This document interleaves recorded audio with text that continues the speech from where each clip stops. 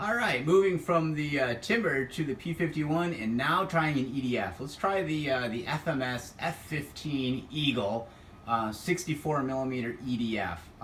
I believe this is actually very similar to the E-Flight F-15 Eagle that's painted up in aggressor colors, and that's one that one of my club members actually has, and I helped videotape the maiden flight for him. So we're gonna go ahead and let's give this thing a shot. I have very little experience with EDF planes. Like I said, the UMX A10 is the only EDF that I have, and that's really nothing in comparison to what an F-15 would be. So let's go ahead and load this thing up.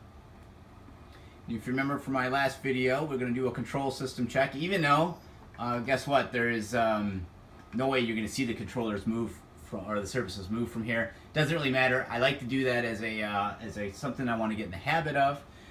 Even though in the flying field I'd be doing that right in front of me in the pits just to make sure everything works properly. So let's go ahead and crank this thing up, shall we?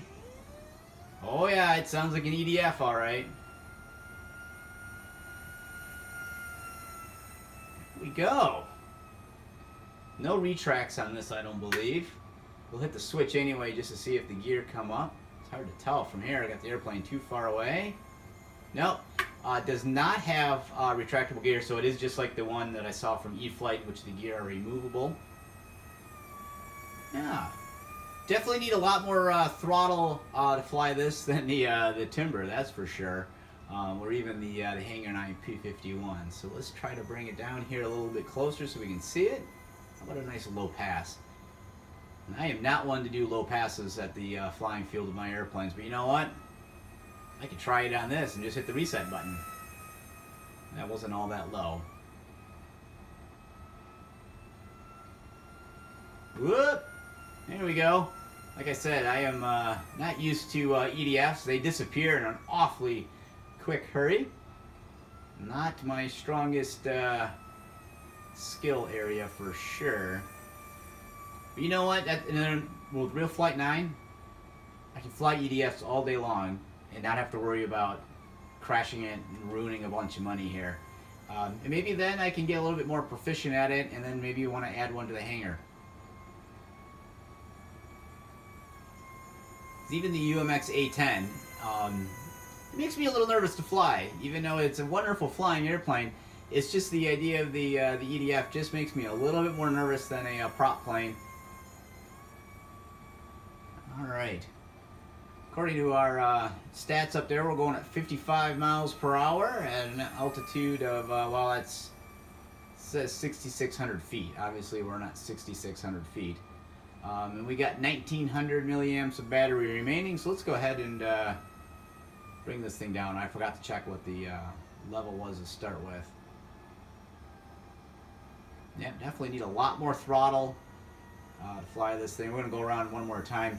You know, with my own flying field, you kind of know where the landmarks are that you want to make your turns for downwind, base, and final. Where in the simulator, being this is my only third flight, I haven't quite got that down pat just yet. So it takes a little bit extra time to land the airplane and then kind of just learn the flying field. There's a number of flying fields included in the simulator. We're just using the default one. This is not going to be a perfect landing here. I got little Waffles the kitten joining me. Hey, we made it! Woo! Doesn't look like you have any. Does he have any steering component? A little bit of steering there. All right. Here we go. All right. Well, that's the first time I have flown an EDF in RealFlight, and it goes pretty well. I'm surprised I got it down in one piece. Let's just taxi this thing over in the grass a little bit. Bring it on over. There we go. All right. Yeah, not too bad. So that's the first EDF flight.